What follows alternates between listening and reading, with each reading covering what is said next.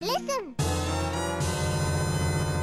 Welcome to Nintendo Voice Chat episode 482. I'm your host for this week, Zachary Ryan, and today I'm joined by a special group of friends, starting with Sam Claiborn, Second billing, Brian Altano, Third billing, and Jonathon Dornbush. Last billing. Oh, dang. Wait, We is still the love you, announcer bud. first billing?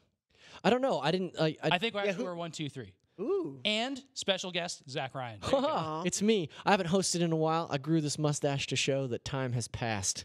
And also, I wanted to look like Sam because we're buds. Thank you. Thank you. That's a Yeah, joke of course, I yeah. made for the first time Yeah, just now. I wanted to. I see there's an apology written into this. Well, but wait, we're not there yet.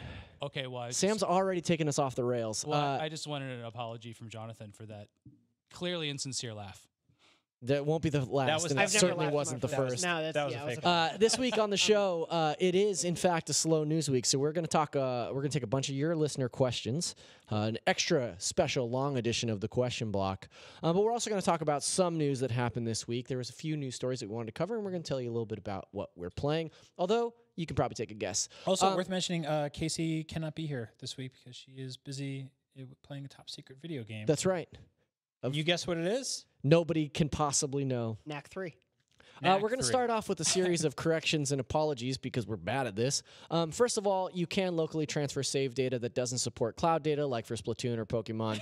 You just need both Nintendo Switch consoles next to each other, and it does not require an internet connection. This deletes the save data off the original Switch. Did you guys goof that up last week? Yeah, we did. Oh, Pear. man. You know who did it? Pear. Really? Wow. Yeah, the general manager You himself. dolt. He thought he knew everything about the Nintendo Switch, but guess what? He didn't know. Whatever that was. I just did this with my Let's Go Eevee save file a couple weeks ago, so I should've would have been been there. I know. Yeah. I'm trying to Well- parse this. You can locally transfer save data that doesn't support. So that means that Hey, you know what, buddy? Doesn't matter. It's in the past now. We've apologized for it. We're moving right along. Also, we got new chairs here that don't have wheels, so we won't be bumping the microphones constantly. People is that were what's different? Nice. Yeah. people were talking about that last week in the show a lot. Also, he has a mustache. That's also different. It's the third thing to that's true. apologize for. Also, I but lost my German accent.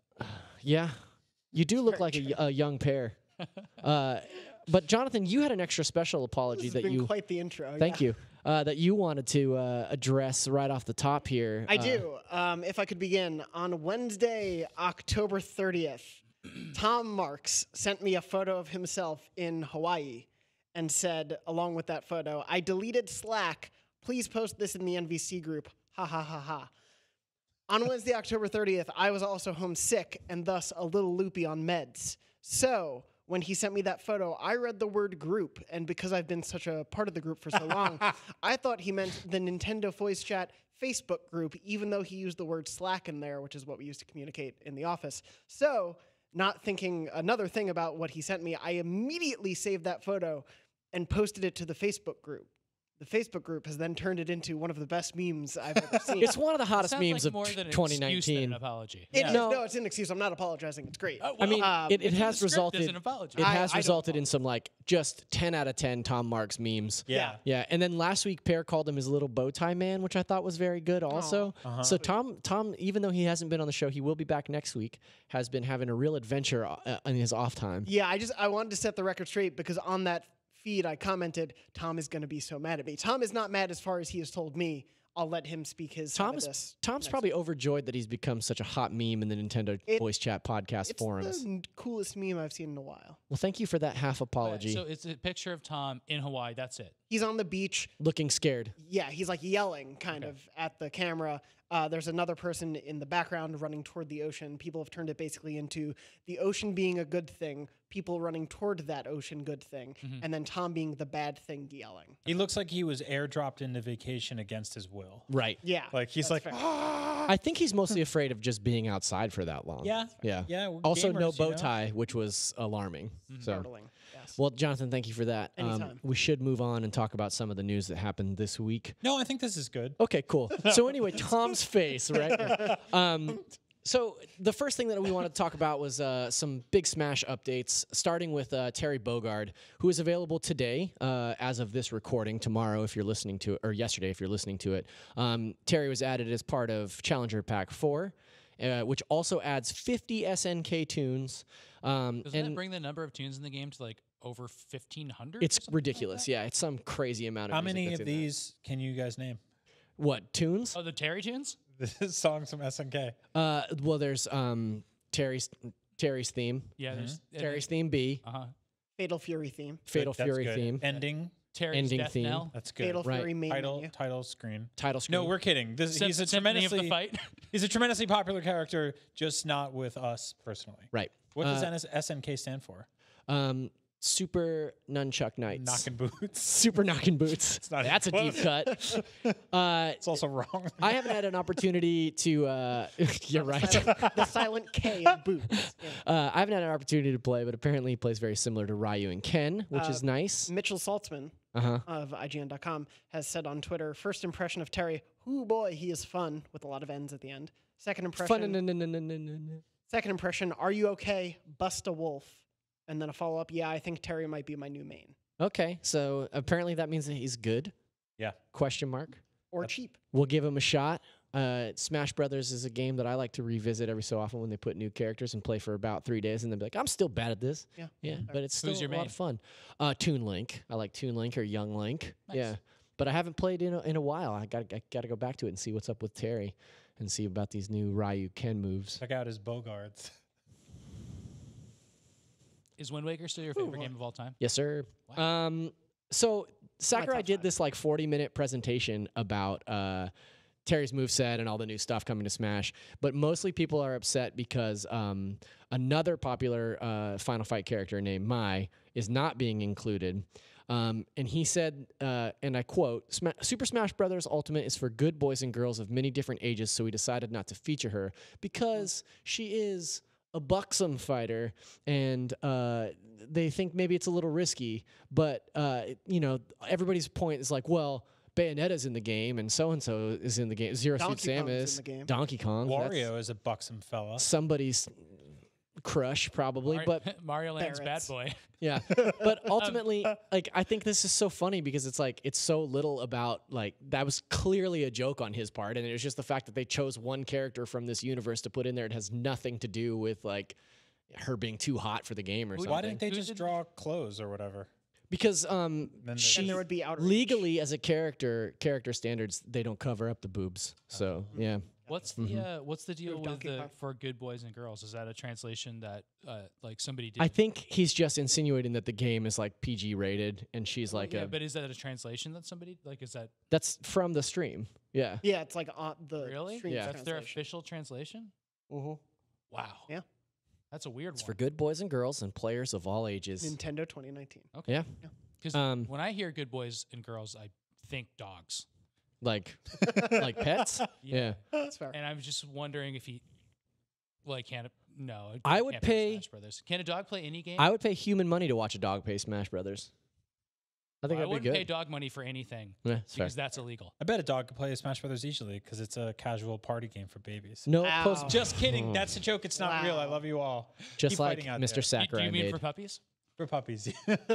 But bigger Smash news to me, anyway, is that Super Smash Ultimate is now the best-selling fighting game of all time. You believe it. 15.7 million units sold, beating beating Street Fighter 2 at 15.5 million units, which is a record that game has held forever. So this is pretty momentous that Smash has surpassed it. And it's also become the best-selling fighting series of all time with 53.03 million units sold, 11 million of those in its first week. There's also only one version of Smash Ultimate, and there are 2,000 versions of Street Fighter 2. Correct. So this is a big deal. Yeah. I like thinking like somebody was like, okay, we're gonna add in all the Street Fighter 2 cabinets, Yeah. and then the Game Boy game. It's Oh, like, yeah. Did this really add up to? I'm in disbelief. Like So- it's been out on every system ever. And that first run, like there was games that sold more than 15 million copies in 1991 and 2. I'm just surprised that it wouldn't have. Yeah. So, like, Biggest game in the world. the quote here from Nintendo is in comparison, total sales for Tekken, or this quote might not be from Nintendo, I'm sorry. But in comparison, total sales for Tekken, Dragon Ball, Street Fighter, and Mortal Kombat are all between 45 million to 47 million. So Smash has handily beaten all of those franchises, which is pretty impressive. In total, right? Correct. Franchise Yes. total? Yeah. I That's think I really bought nuts. Mortal Kombat 4 or 5 times because I had it on Game Gear, Genesis, definitely Super Nintendo because it was cool and had Yep. sweat, and then maybe on the trilogy later on 64. Yeah. So Yeah. I bought Mortal Kombat Trilogy. I bought I've bought a good. lot of Street Fighter games multiple times. it's weird, right? Including the most recent collection on Switch, which is very good. You know, the game was so popular in arcades that there's also just versions of the arcade game called Rainbow, which is just a term that Street Fighter Rainbow that applies to all these game boards that are just illegally made and modified. So they'd put like different characters in them and stuff like that. But then they just go to the arcade machine, just like put this thing in, and then you'd go to the arcade one day and all the characters have moon gravity, like Game Genie or something like that. When can we look forward to Super Smash Brothers Rainbow? And I bet those numbers aren't in here. Definitely not. No. Smash Brothers Rainbow would be really cool. It's basically mods before mods. That's what Miss Pac-Man is too. It's just a mod of Pac-Man that was licensed. That's super cool. Speaking of mods, Toby Fox of Undertale fame. It's no real sequitur there. Yeah. He's written a tune for his Pokemon Sword and Shield that he announced via Twitter with a cute Undertale-style sketch of Eevee. It's not the main theme, but it's probably a pretty good tune because the music in Undertale is very good. Jonathan, you're an Undertale boy, right? I enjoy it. I'm not Barrett level. No, nobody is Barrett level. Barrett was like crying at 3 a.m. after he beat it once. Yeah, yeah. But It's Miranda Sanchez's favorite game of all time. That's true. it's got some great music in it. So, It does. Yeah, and obviously Game Freak loves him, having worked with him on Little Town Hero. So Yeah, he's popping up a lot lately. Yeah. He's doing a lot of cool stuff, Mr. Fox. and he's also working on his own stuff. So Yeah. it's cool that he's taking this time to be part of the larger community that does love his games and his music. Yeah, totally. And I think it's nice that Nintendo recognizes some like more contemporary modern composers and stuff, like wants to introduce new kind of soundscapes and songs and stuff. Yeah. I think that's very cool. Now to a topic that all of our viewers and fans are very excited to hear more about. It's Pokemon.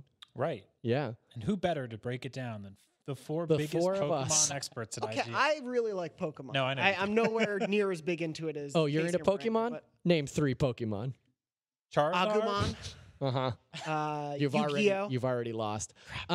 So it's bad news for Pokemon. Tamagotchi? It's bad news for Pokemon fans out there because hot dog, there's a lot of leaks happening right now. Yeah, there's a lot. The game is out there in the wild somehow, and people are ripping versions of the game and posting screenshots and videos and Do stuff. you know and if if the you're, Switch is cracked enough to play like early games now? Like I know the DS. I mean, if was, it's a retail copy, it should cracked work. early, and you could just play a bunch of. We- I'm just saying, like, can you just like bootleg Switch games? I actually don't know. Like if there are like ISOs Yeah, you can exactly. download. Yeah.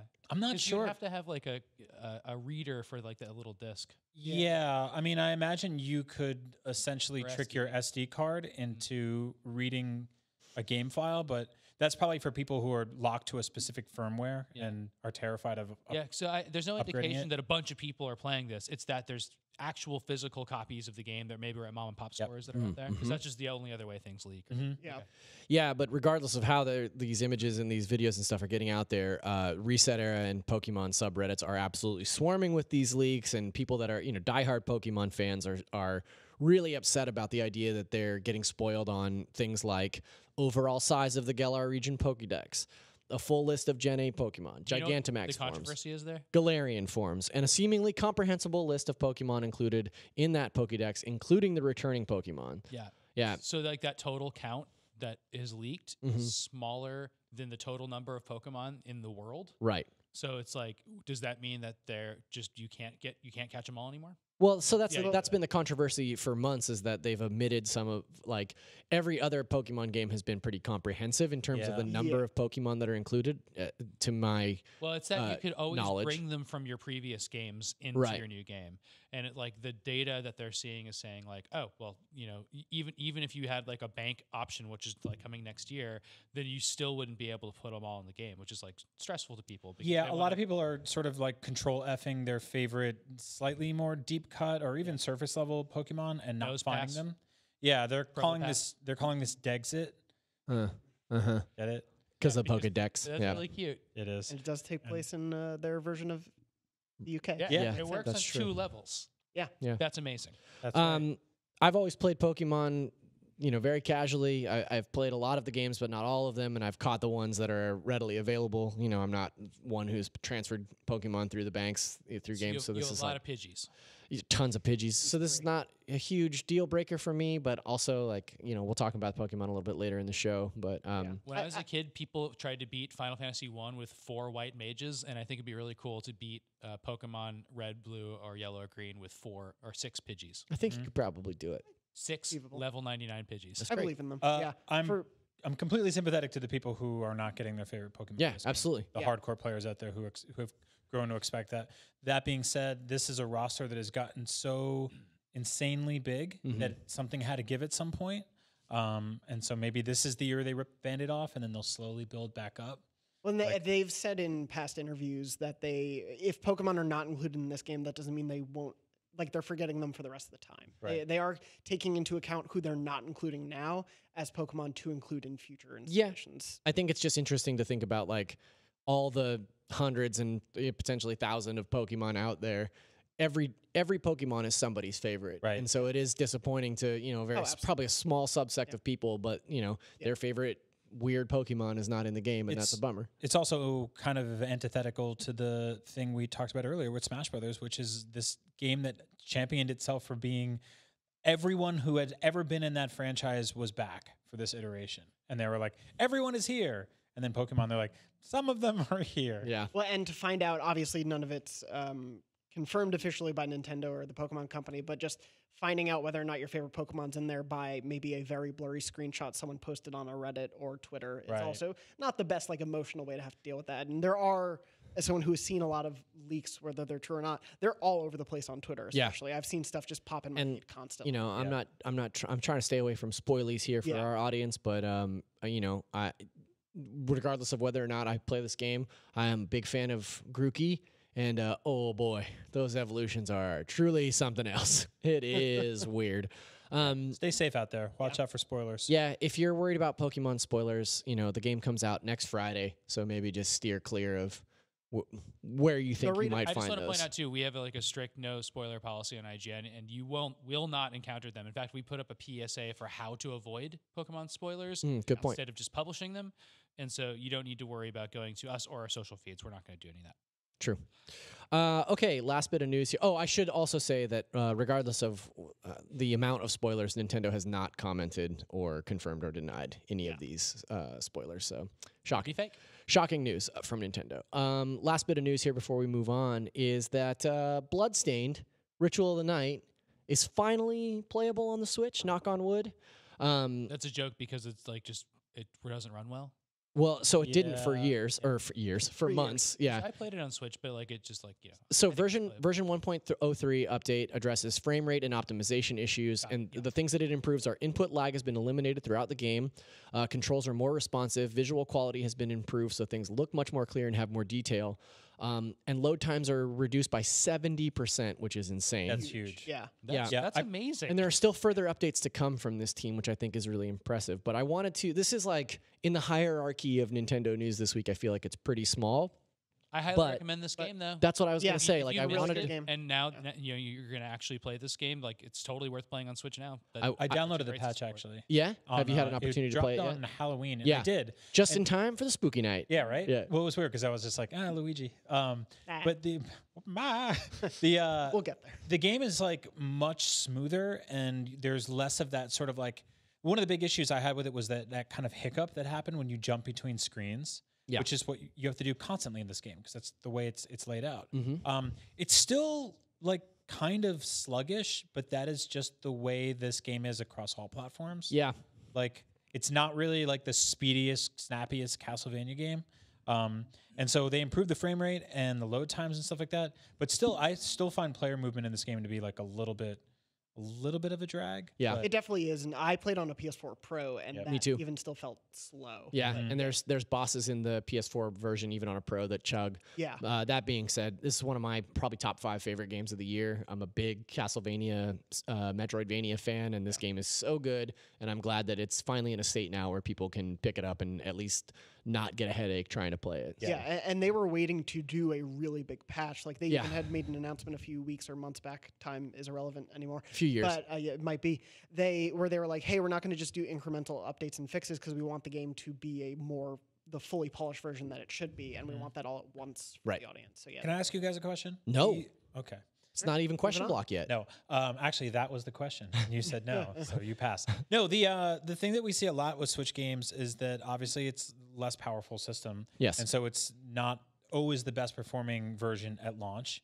And so to circumvent that, a lot of publishers delay the Switch game until it's ready. And I feel like in this case, that might have been a bit better scenario. But like, what do you guys think? Do you think it's better to? Well, it's weird too because Bloodstain was delayed so long. Yeah. It took a Yeah, long and so time to so come out, that's I should that's the say. thing is I think when you're looking at a game like Doom Eternal or the Outer Worlds, where you're looking at like AA or AAA development that they have a scheduled release date for PC, Xbox, PS4, and then like coming soon to Switch is a different story than when an indie developer has a Kickstarter that they have Right. like a drop dead date, and it's like, hey, this game will be out, and if you've paid the $40 or whatever to get a code, you should, for all intents and purposes, get that code on the same day as every other person that paid that amount of money. Right, especially because a lot of those codes were supposed to go to a Wii U. Right, and that's And the other thing that I was going to say was that this game was delayed from the Wii U Right. to the Switch, so this is actually a port of that version,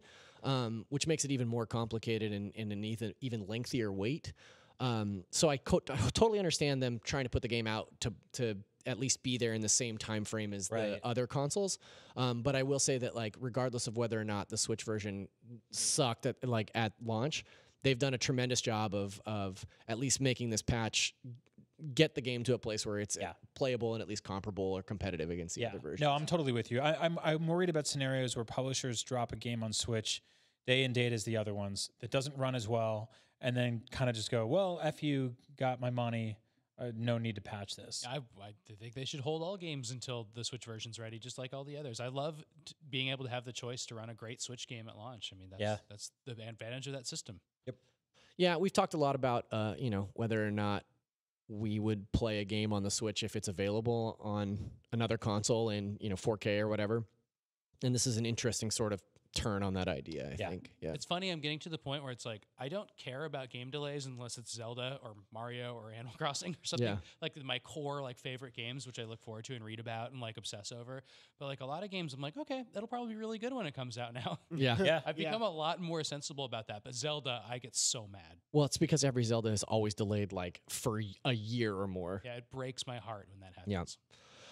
Speaking of console ports and versions, let's talk a little bit about what we've been playing lately.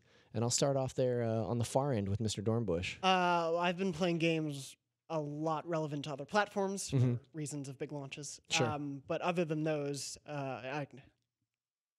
We're winking at each other Yeah, for the the audio audio version. audio Playing Death listeners. Stranding now. Yeah, it's Yeah. okay. That's I'm true, at it's Halo out. Infinite. But anyway, I've been playing for the last 3 years. You had that ready. It was like Yeah. a Nice. nice soft pitch. It's a great game. Let me Online tell you. I won't break embargo, but no, I've been playing a lot of Luigi's Mansion 3. Hell yeah. I've been playing fully in co-op except for that first like 20 minutes. Yeah. With my girlfriend, we've just been playing each night, like clearing a floor or two. Yeah. And making sure we can get as much as humanly possible out of that game. That's really cool. I wanted to ask you, because I know you've been playing it in co-op. Yeah. What's it like to have a girlfriend?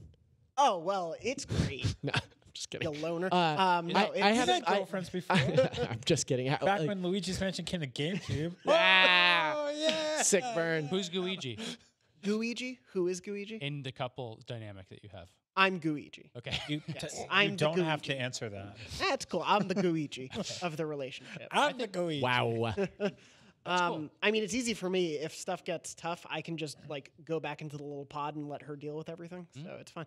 But no, it's a lot of fun in co-op. It's definitely a game where it's very clearly built to be played and be fun as a single player game. Yeah. And so I think co-op makes some stuff definitely a little easier. Sure. But it's really fun, and even in co-op, and there are smart ways that the game allows both players to still be involved while giving each player their own thing to do. Like for when Luigi can slide through a grate or go somewhere else where Luigi can't, the two of you are usually kept on camera together. So she can be clearing out a room where I'm underneath the room clearing things. I just had a realization that there was a room that I couldn't figure out, and it's because Guigi can go through a yeah. grate. Yep, yeah. I There's hadn't one even early on where considered. they Of do that course, too. yeah. So there's puzzles. Oh no, you can still control It- Luigi. Yeah, you it's- just have to let things go. It's funny because like the first, I'd say 4 or 5 floors before you get Guigi, the game is like very straightforward, and you're just like busting ghosts. Yeah. And then once Guigi is brought into the picture, it becomes much like incrementally more puzzly as you get through the Yes, yeah. levels. And so last night I did it was the E3 demo level where you fight the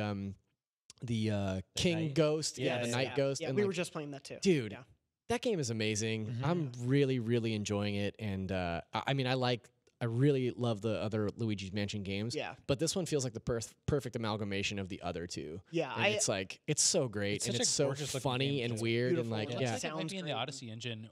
When we see it Yeah. here in the office, like it just like it, and I haven't played it, but I've been watching it a lot. It has this like sheen of quality that Yep. is so cool to see Nintendo using their own tools to make their own graphics. It's incredible to see that right now. And it's a Yeah, game really that great. opens with Toad driving a bus, It's and so he's just cute. got his little Toad knuckles and his Yeah. little eyes. It's so funny. I love it. Yeah, I'm really enjoying the humor. I'm You guys really loving notice that playing that game. Mario and Peach have separate hotel rooms. Yeah. Yeah, that's What's been a going big on? controversy. Some questions about that. Yeah, Yeah. I thought that judge. was odd. Just yeah. throwing Yeah. that out there. If you collect some of the documents left around the Stop. hotel, you'll find Stop. information about the rest. You're a liar. Well, you remember what happened at the wedding, so Yeah, that's true. Yeah. Yeah, she called it off. Yeah.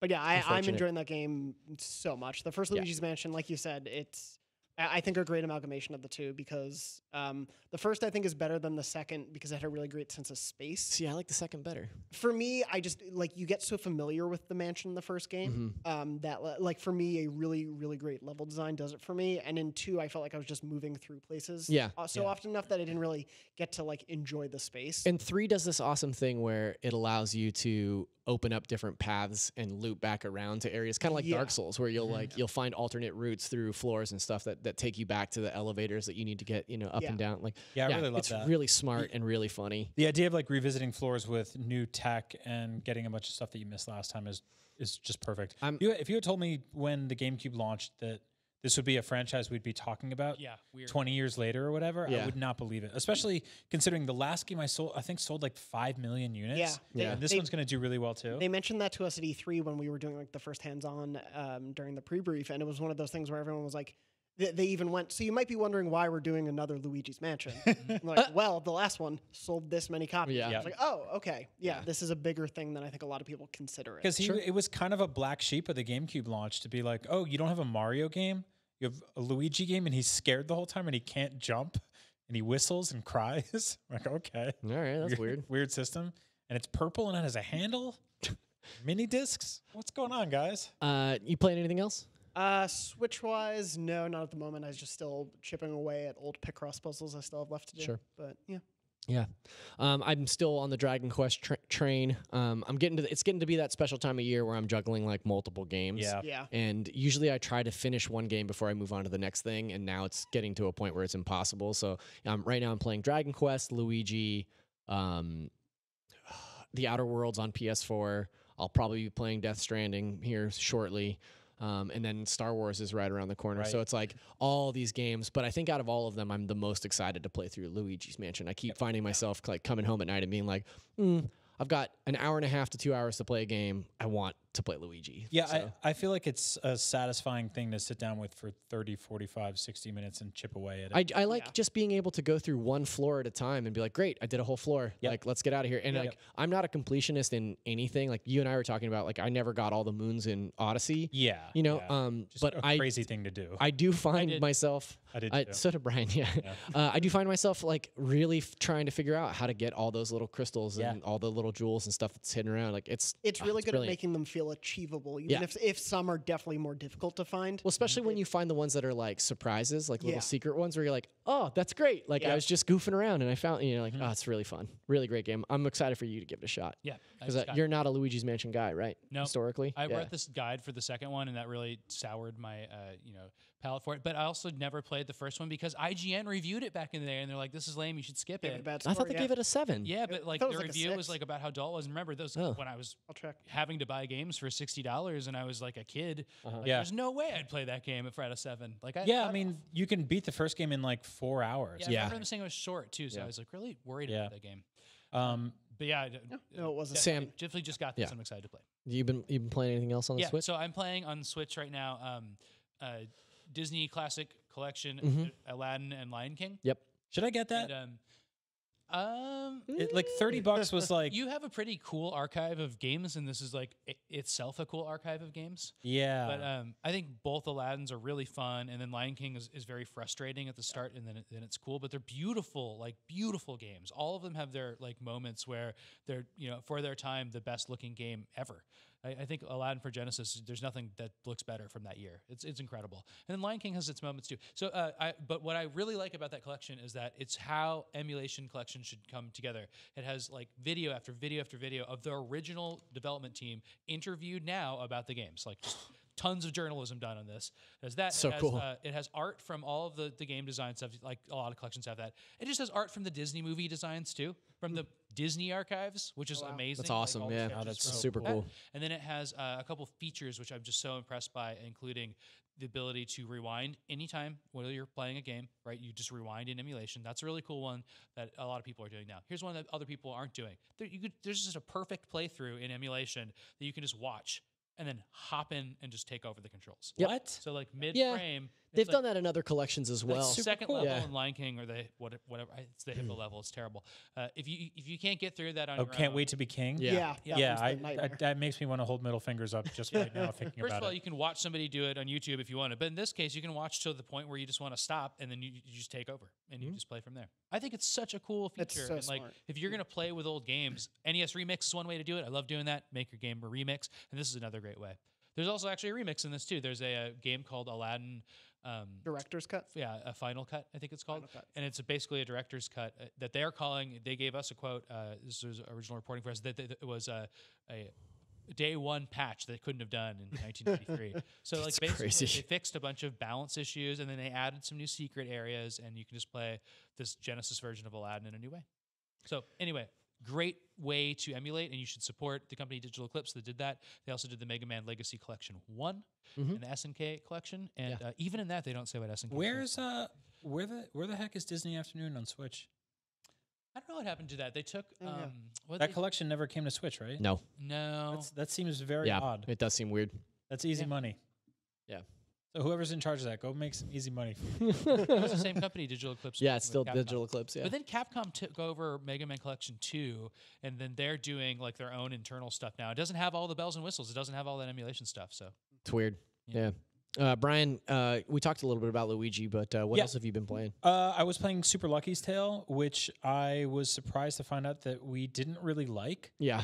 when it came to other platforms. But this is the sort of like director's cut version. Okay. So maybe it is has it the Oculus improvements. game? It just is, but from like a Yes, but on Switch, it's just a like Like a top-down, fun, like, competent yeah. 3D platformer. Yeah. Yeah, it sort of alternates between Mario 64 style 3D platforming and then some 2D stuff, which I'm not as crazy about. I but beat it's that game. I love it. yeah, it's really chill. It's honestly one of my favorite 3D platformers on Switch. I was kind of surprised to see our old reviews for it giving it a 5 out of 10. To but- this day, it's the most impressive VR game I've ever played. Really? Wow. Yeah, because That's I'm cool. playing VR, and it'd be cool for you to check it out now. It's like the game is a really my type of 3D platformer, so like I know I'm gonna like it better than other people. But what it did is it gave me a sense of what VR can do for that when it's not first person. And what it did for this is it made it seem like Lucky was tiny on like a little diorama in front of me, and everything was like a Disneyland miniature built out. Yeah. Yeah, Moss does a similar thing where Yeah. it feels Yeah. like this. You're in this gigantic environment and controlling this little character. Wayward Skies was a game that launched with PSVR.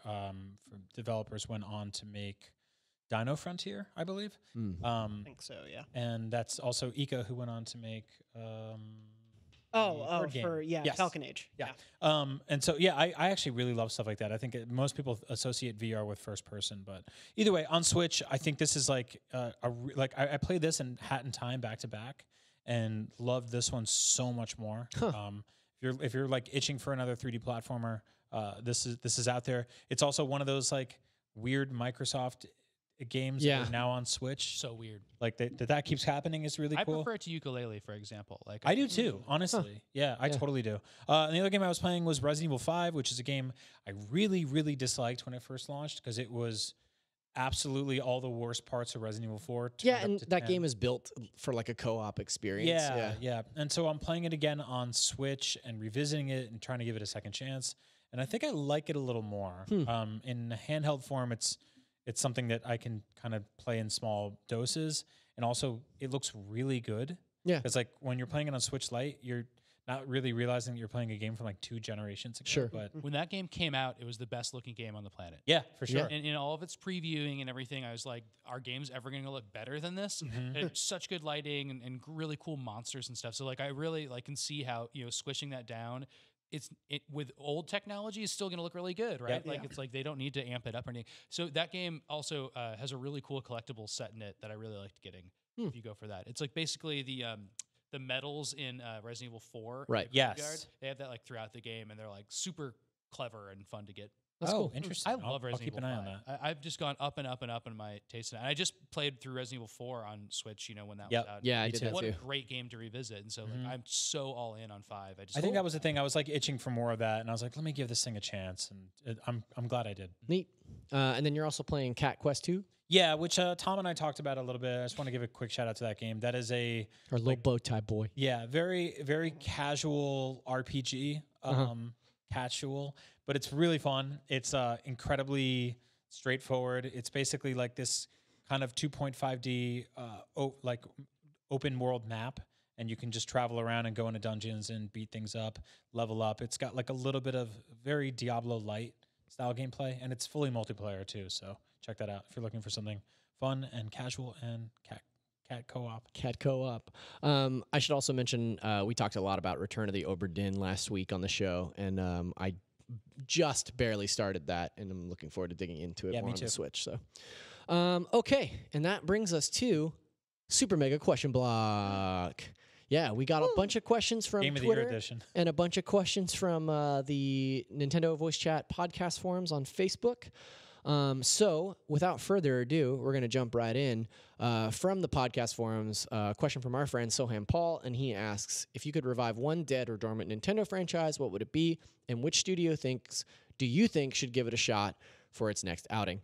I'm going to go ahead and just say right off the top, Advance Wars. Yeah. And I would like to give it to the studio behind Wargroove, whose name I'm forgetting because they basically made an Advance Wars game. But yeah, I loved Advance Wars. Wargroove didn't exactly click for me, but it was very close. Yeah. So I think that they could do justice to it. Sam, you mentioned NES Remix earlier. Yeah. That's the That'd one. I be was thinking cool. about that. Today, Yeah. too. Yeah. Doing an SNES or Game Boy or N64 remix developed by the same studio that worked on the original, hyper-focused WarioWare style, tight, weird versions of classic games. And they never did SNES, and there's of course that whole library, and then like it would be so funny to see the broken, modified versions of Nintendo 64 games. Oh God, Oh, yeah. yeah. 64 remix would just be like a hoot. Well, it would be like you'd be playing Mario 64, and hoot. they'd be like, "Throw the penguin into the abyss." And be like, all right, Okay. Yeah, exactly. I'll take it. yeah, that would be great. I feel like those games sold really well, and then they just went away. Yeah. Like I don't know what happened there. There was no more NES games to remix. I mean, they really did have like that kind of swath of games that is in the Nintendo Online now, and Yep. it's like Nintendo doesn't go very far to mess with games that weren't original, really popular owned games by It's true. Nintendo. Yeah.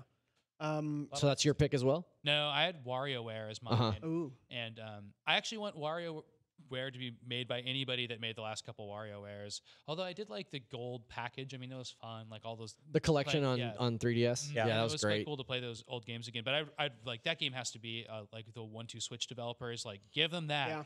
Like give them that Yeah. and the Switch controllers, and have like people make 300 new games and just have them all party game focused. If anyone could do HD Rumble well, it would be for that Yep. game. Sure. Absolutely. I think that's like it's trite, but that's a franchise that really needs to go back to its roots. Mhm. Like they need to revisit what made the original so phenomenal.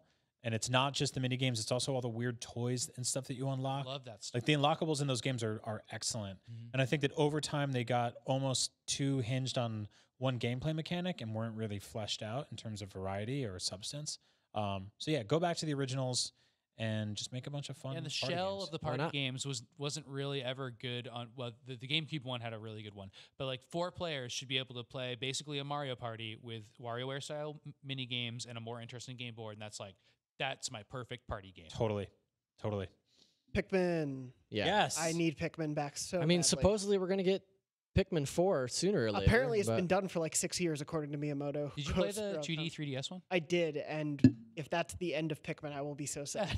It's not terrible. It's just, it's just forgettable, and it's so easy. It's such a easy game to get through and to do very well in. Whereas there is a really fun challenge to well done Pikmin. Oh, yeah. Of the original trilogy. I think Pikmin 1 is one of the games I've spent the most time replaying to see how quickly I could get through it and beat it in as few like day count as possible. Me too. I did that with the original like crazy. It's really weird that we got Pikmin 3DS and Metroid Prime Federation Force within like the same year, which is to me like 2 swing and a misses in terms of taking this. And like, that Pikmin 3DS game was bad. it was just like they were trying to make games for babies, for children, which is fine. But Nintendo's best games are the ones that scale to all ages, Right. And I think the original Pikmin is like you can play that game as a kid and be challenged, and you can play as an adult and like put 10 hours into it every single day and try to do what Jonathan and I were doing was finish it in the least amount of days possible. And there's like a substantial challenge there. And I just feel like they tried with both of those franchises and it was just like, nope. Not so much. Yeah. So yeah, bring those things back. Right. Okay, moving on. From Daniel Paul Peoples, he asks, what are your favorite games that are considered bad? Like How We Love B horror movies, for example. Sam? Oh, dude, I collect Nintendo games, like NES games, and I collect them on 3 criteria: quality, rarity, and irony. And that third thing, I love bad games, and those are called kuso games in Japan, which means poop games. But they're games that are like there's a term for this, and Spelunker is the original that people really if you look up the term, that's like the example, and that's like just this terrible clunky platformer that Spelunky is loosely based on, which is not a clunky platformer by any means. It's great, but Spelunker that's a good example of an NES game. But if I had to name some, I really like California games. The game is so funny.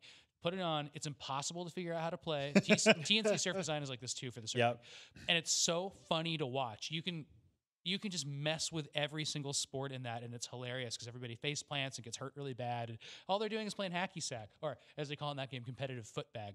I also recommend competitive footbag. No. I also recommend Monster Party, which is just a really bad game about fighting giant monsters, but it's so playable and fun. And then some of the monsters are like wishing wells and cows that squirt milk at you and stuff. And Zombie Nation, that's another one. There's just games that are like they're playable and they're objectively bad. That's just a joke that I said that. But they're they would be rated poorly by a reviewer probably, but they're really fun and funny to watch, especially with some beers. Sure. Jonathan? Brian? I mean, depending on who you talk to in this office, Kingdom Hearts. Sure. But Jonathan, depending on who you how talk to. dare you? I love them, but people hate them here. But they're not bad games. No, I don't think so. But No, they're terrible. yeah, they're. I'm kidding. No, I know. I don't play them. Nothing really recently. I think a game because I looked it up. From the Sega Genesis, Sonic 3D Blast. Oh, yeah. Which is like that isometric. Oh God, that one's so difficult to Yeah. get around. It's so tough, and Nauseating. I think it was pretty horribly rated when it came out. Like I looked at reviews recently, but I have super fun memories because I inherited my Genesis from my mom, and she only had like 3 or 4 games, and you couldn't really buy a lot of Genesis games commonly when I was playing it. So we would just play Sonic 3D Blast a lot because that was one of the few games we had. So I played that game a ton and really had a lot of fun because we would just swap controllers, but I don't think it was a good game. It also looked really good. That was like their answer to Donkey Kong Country, where it was like, we can make pre-rendered sprites and like make it look all 3D and cool. But Yeah. it was just hard to play. Sure. Yeah, there's a lot For of me. blur to that game. Yeah. It was like the Sonic bonus levels are like always look really good and they're hard to play. The levels between levels, like Yeah. 2 when you're in the house. They just made a whole game out of them, right? Yeah, Yeah, the whole basically. game. Yeah. It's bizarre. Actually, that one is a lot like the Sonic 3 one. We're just going over like a planet surface and jumping. Oh yeah. I liked Kirby's Air Ride. I understand Oh, that yeah. it's like It's a absolute. one-button game. Yeah, it's completely casual. You can beat that game by not even touching the controller. You just put the controller down. But the window dressing of that game was like totally Sakurai. Like it was like full of weird little meta challengey Smash Brothers type things, like where you have to use the hammer to open up tiles and stuff like that. Sure. And tons of stuff like that. The other one I liked was Piano 3, which was Oh, yeah. Capcom exclusive. Yeah. One of the big GameCube Capcom game. games. It was Cute. part of the Capcom 5, which then ended up becoming I think it was a Capcom 3? 3. Yeah. and then I think only Piano 3 That's was the only exclusive anymore. right? exclusive. Yeah. Yeah. Did Billy Um, Hatcher move?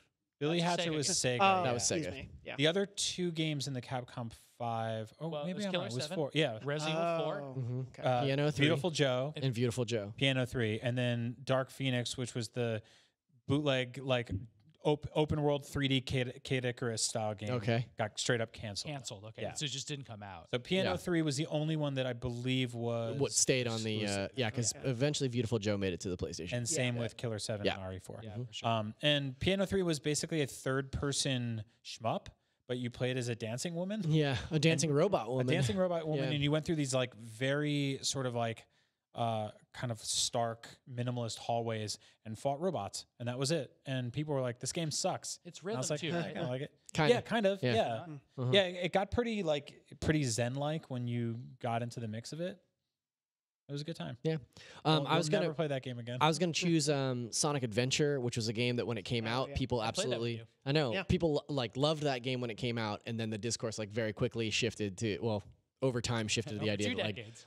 oh no, that game is bad and the camera is bad and the characters are bad. I And think the a lot of graphics are Sonic bad. fans still think that game is good. But like, I Yeah, still over. love that game. And when I started at IGN, I'd probably been here about a year when I hooked up a Dreamcast and showed Sam I had Sonic never Adventure even because he had played never a played it. Dreamcast, Yeah, anything, and it was really fun. Like I still really like that game, and it came to GameCube, and it was a better version on the GameCube. It is But, like a big janky Mario 64. It's not like super drop in quality for Mario 64. It's just like for some reason It's less 64 held open. up It's really less well. open than Mario 64 in Yeah. the levels, You have though. to Like do there a- are to open start areas. The levels, you but have to be in like a a similar city, castle, but yeah. it doesn't really make sense. it's like a city, and it's like all confusing. Yeah, that game is not very good. And the in today's dialogue is standards. just like Yeah. Chow's yelling at you, like, "Hey, Sonic, thanks for coming to help." yeah. Don't you start that game running down the hill? That's Adventure 2 Battle. That's Adventure 2, but which is yeah. the one? Oh, so is from Adventure the the one where you start and there's a whale? Yes. Okay, Yeah. that's Yeah. okay. Mm-hmm. Got it. Okay, those are A good lot picks. of running towards the camera in those games. Those are good bad picks. Nathan Wallace asks, "What's everyone's favorite type of dog?" The ghost dog in Luigi's Mansion. Good. I said pup. I said Shiba Inu. That's a good one. oh, those are cute. They look like little Pokemon. And I you actually can really really like the dog. I really like Chow Chows. Is that purple tongues? I like and they black look like Chow messed up Chows. lions. Yeah. Yeah. Crazy Mm. looking. Yeah, those are terrifying animals. They look like the Did- beasts that go wild in Willow. They all have black tongues. Yeah, Uh huh. Oh, I didn't know. purple that. actually, like Weird giraffes. Like weird. Yeah. All of that could have been a lie, and I wouldn't know. My dog is my favorite type of dog. What Some kind of dog is that? Large Uh, terrier. No, he's a half. Oh God, what is it? Yeah. I can't even Nailed remember. it. He's like 3 things, but Isn't there like a cocker spaniel coloring? he's got a little bit of cocker spaniel in him, and then something that is Saint something. Oh, Bernard? interesting. No, Saint Cocker Spaniel. Saint cocker spaniel. Perfect. No, I forget what the mix he is, but Saint he Beagle? basically now looks like a fox Pokemon Very cute. because of it, and it's very cute. Very nice. I like mutts. I think dog breeds have some issues, and I worry about them. But I also like adopting, and if I were to adopt a dog, I would like herd dogs. I think they're very smart. Mm-hmm. They are very smart. They bite you back of your knees. Though. Yeah, my family. Rude. My mom has horses, and she has working herd dogs, and they're like little humans, and I've never seen anything like it. She can say, "Go get this horse by name," and then the dogs, which are all Aussie shepherds, will go out and like get that horse separate from the herd and bring it in a gate, and it's like watching an alien. That's so weird. It's Wow. it's the most amazing thing I've ever seen. That's awesome. That's you really should cool. bring one of those horses to work. I should do that. But with And a really bunch of those dogs. dogs too. Mhm. Yeah. Yeah, bring your horse to work day. Tony 4D over on Twitter asks, "Luigi's Mansion is a great game, but the controls stink. Changed my mind." And I Zach, wanted to talk to you about Yes, this. you could do this specifically for us. because Yeah. Brian said he was having a really hard time with Luigi's Mansion and he wasn't really getting into it. And I told him that one of the things that helped me was that you can switch the controls from turn to don't turn. You can toggle that off and on so that Luigi, when he turns on his flashlight or his vacuum, the game automatically makes you static, and then you control the vacuum or the flashlight with the right stick, which is like really weird. But if you turn on, Luigi will turn with the left stick, and then you can use the right stick to go up, down, left, right, which Yeah. makes aiming a lot more precise and like changes the way you play It's that game. so much more natural when you Yeah. when you pull on like a chandelier and a bunch of dollar bills fly out in the air. You can just go straight up. Yeah, and you're just like that. Yep. You can also throw on the motion controls, which make very slight deviations in tilting, and make it a world of difference. Yeah. I think Yeah, they And they you have work that really stuff well on for Zelda. You might like it here. The motion controls work really well on the Pro controller as Yeah. well. Yeah. The I was really fighting the right stick in this game, and then I talked to Zach, and I put all those settings on, and now I'm like totally in love with it. It was such a simple thing to change. It's honestly surprising that they shipped that at the default level. Yeah. like It's that. based on Well, the C stick. That's like Yeah. that's like the Right. Splatoon. The first Splatoon game, the default was motion controls, Yep. and you had to go in and toggle that off. Mhm. And like Splatoon players swear by motion controls and say that it's the best way, like for precision aiming. But like I never played with those, so I thought that was really weird. I got too. really used to that in Breath of the Wild, where you're like aiming, and then like the final aim is motion. Like I got so used to that when I was playing Resident Evil 4 recently. I kind of was wishing there was a little bit of motion controls back. Yeah, and then Never there thought I'd was say on that. Wii. I wish they ported those. That game controls so well. Do you know that That was 5 the Wii game for point and shoot. 5 on Switch does have motion controls? Weird. No So way. like, what the hell, Strange. Capcom? Really? You know how to do it. I know you know how you remember. Bring it back for 4. What's going on? Huh. So I would totally play that game again. Patrick John over on the Facebook forums asks, do you think Toby Fox is being groomed by Nintendo to make an Earthbound game? I think that is maybe a bit of a stretch, but I will say Undertale is probably, as far as I can tell, I've not played a lot of Undertale, but it's probably the closest thing to an Earthbound game that we've had in a very long time. So I think there may be like a little bit of wishful thinking there, but it's an interesting idea for sure. Dogs are groomed. People are recruited. That's true. Yeah. Brian Christopher asks, top 5 worst cheeseburger ideas. Hawaiian. Hawaiian. Yeah, I mean, Hawaiian anybody that puts cheeseburger. like pineapple on their cheese, just hot, sweaty pineapple on their meat. It's just disgusting. What are you I think doing? the idea of grilling a pineapple on a barbecue grill is really good, and then I hate it. Really? Like That's I love funny. the grill lines. I'm like, this is so cool. Wow, what a cool idea. Yep. And then I'm like, oh, it's hot and ew. I like a I've hot never pineapple. had grilled pineapple. Oh, it's very good. No. Yeah. I don't like a fish burger. I've seen like a fish burger in restaurants that really strikes me as odd. Is that even a burger? I don't. Yeah. I think it's just like a fish sandwich on a hamburger bun, but Yeah. it's like there's a weird like disconnect that happens in my brain where it's like I'm gonna bite into this thing that looks like a hamburger and then it's gonna taste like fish. And No, it's- thank you. Yeah, and that's the C. Yeah. Not good. Not into that. That's 3 ideas. What's another bad Mm. burger idea? Twizzlers. Twizzler burger. Yeah, What's on that? it's 2 burger buns with Twizzlers in the middle. Mm. You got to eat like bread with Twizzlers. I just think like that mouthfeel would be really gross. That'd be gross. I feel like I'm talking to a 6-year-old right Yeah, now. no, I was trying to think What of like if you put Twizzlers? But the question. A lot of high-end restaurants get silly with all the bacon jam stuff. It's got like this sweet fruit. You don't need to do all Bacon that. jelly? Yeah, but it's like a jam. It's like a fruity jam that they introduce some bacon into. I don't think savory jams or chutneys are always a good idea. I agree. Gross. That's the official sound of the chutney. The chutney. Chutney is such a gross word to me. It's I a don't. bad I word. don't like it. Yeah. Chutney? Yeah. Does it Yeah. sound like buttony to you?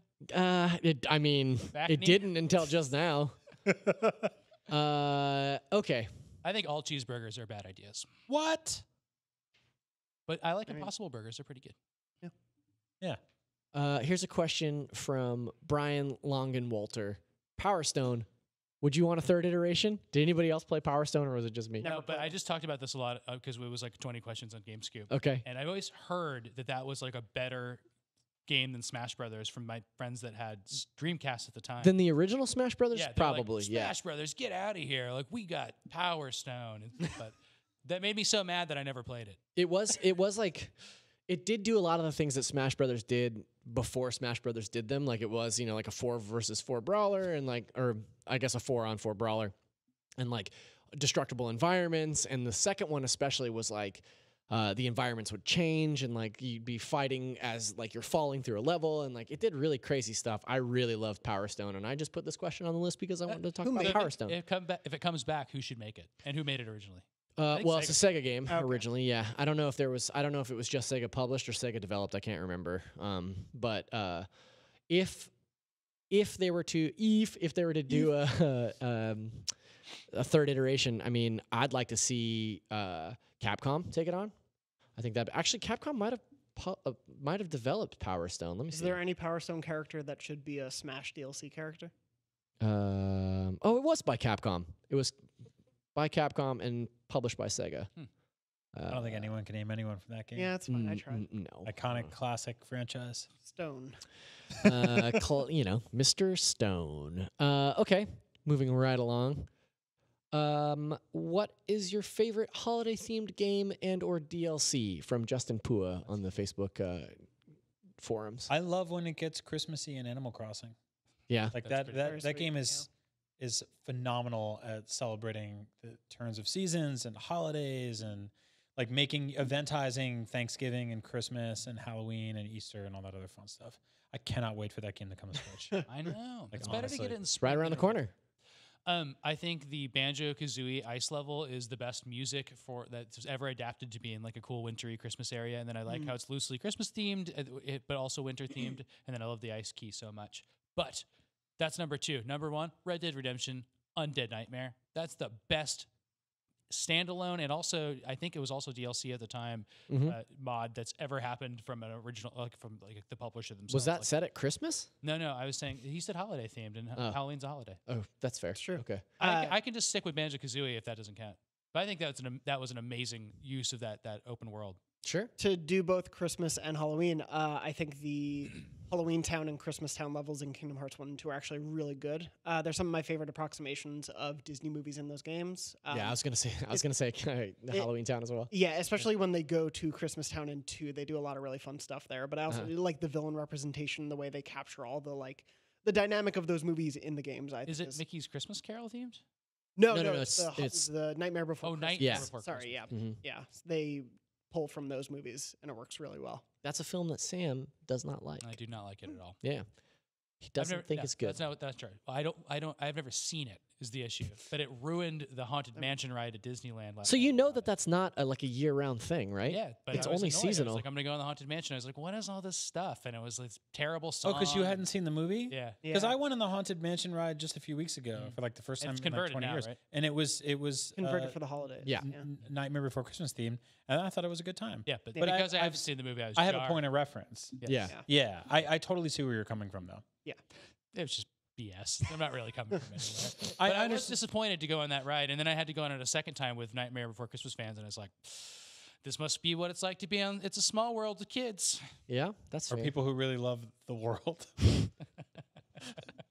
Children. Big world fan here. Last question comes from Bo. I'm gonna butcher this. I'm sorry, Karnahi, and he asks, "Game of the year." He says it like this: "Game of the year is just around the corner." I know he does.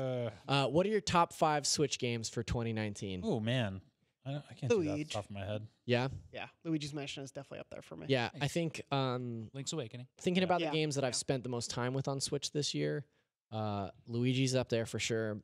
I think Fire Emblem is by far and away like my number 1. I need to play more. Fire Emblem might be my overall game of the year. The game is amazing, and it kind of came out of left field for me because I was like not interested in playing it. But yeah, and then I did, and it was great.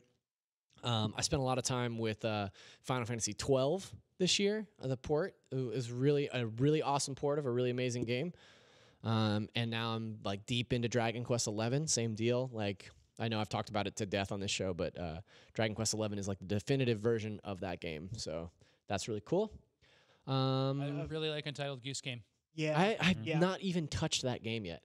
I haven't even played Untitled Goose Game. It's a quick playthrough, but it's cool that it's like a Switch console exclusive right now too. I think it made it a little bit extra special for me. This game is definitely up there for me as well, and so is, in terms of smaller games, Katana Zero. I played that game in one sitting on a weekend day, and it definitely feels like part 1 of a game. Like Okay. When it ends, you're like, okay, now I'm ready for the story to really start going, and there's some really interesting story character stuff in there, but it is such a... Like, if there's a game this year that was like sense of style for me, Sure. It all comes together. The way the game looks, the way the soundtrack comes in, and the way your character kind of interacts with the world, I think all come together for a really fun, like 6-7 hour sort of experience. That's cool. Yeah. I also really loved Marvel Ultimate Alliance 3. Oh yeah. I thought Ultimate Alliance 3 was super fun and Me too. like really great. Yeah. That was a good one. What else came out this year? Tetris 99 was this year? I think that was right under the wire last year. Yeah, interesting. might have Wrong been. about that? I keep revisiting that game. Every time they do an event, I play that game again. No, it's so much fun. Small shout out to, it's definitely not in my top 5, but I actually had a lot of fun. We have to finish it, but Yoshi's Crafted World. Again, Yeah, that's a game- Yoshi's Crafted World was great. Almost everything this year from Nintendo is a game I've played in co-op with my girlfriend, and they've been really fun experiences for that because they're usually relatively lower stress games that we can have a really fun time together. And if it's just playing a couple levels or like hunting for collectibles, they both satisfy those. Yeah, I interests. think the last couple Yoshi games bottomed out, and this is on the upswing for sure. Yeah. Like, I really enjoyed it a lot more than the last couple. Yeah. My Friend Pedro was another one this year that was really cool. Did you play much of that? My It Friend didn't Pedro? really grab me. I really tried. like that a lot. That was a really People good really one. like Steam I World, and I bounced. think our staff will like it a lot, but it wasn't for me. I like Yeah. I like the Quest. I really like the story mode single player stuff in Mario Maker. Yeah. I kind of dropped that game I pretty hard. completely after that. forgot about Mario Isn't Maker. that crazy? That was just a few months ago. Yeah. Well, they didn't they didn't continue to support that game. That's not true. I mean, I feel like there's like the maybe Nintendo hasn't, but like Nintendo there's has. so many. Like No, the audience has. I feel like that's a given. game that they can get away with not like supporting every other month or something because there's so much content just being created. I don't for know, it, but man. I think that game really needed a shot in the arm after 3 months of being out there. Like an extra sort of like tile set or something like that could have gone a long way. The fact that most of us forgot it even came out this year. Isn't there a missing tile set that's not yet completed, or There's space for another set, right? Yeah, hypothetically, Yeah. there's room on the menu for more stuff, but they just haven't introduced anything. Man, I completely forgot about Mario Maker. Also, I if it was blasted a through thing that you, campaign. you missed on Yeah. the Wii U, new Super Mario Brothers U Deluxe came out in January of this year, Yeah. and is a really fun package. It's an that has incredible the Mario new game, yeah. Super Luigi U expansion in it. I like Yeah. Cadence of Hyrule a lot. Oh yeah, That I know that was is controversial in the office, but I ended up loving it. And then I just like how it looks so much. And then is Outer Worlds going to be out before the end of the year? don't know. Don't think so. I don't think so. Yeah.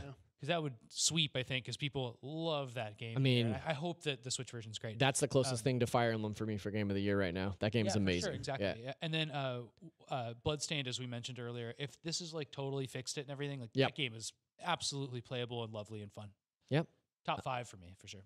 Right on. Well, that is about all the time we have for the show this week. We got to wrap up. Got to go back to work and do our jobs. But guys, thank you so much for joining me this week. Yay. It was a Thank you. pleasure talking about Nintendo with you. Mhm. This is it for us this week. I wanted to thank Logan, our NVC assistant. He really helped me out a lot this week. He's a super cool dude, and he jumped in here and helped format the show and stuff when Casey couldn't be around, which is great. Remember, you can contact us every week at nvc@ign.com. And our episodes drop Thursdays at 3 p.m. on ign.com/NVC and youtube.com/Nintendo Voice Chat. That's it for us. And next week we'll be back with Casey to talk about a top secret game. And until then, this is the only place where you can Get the thing. get it.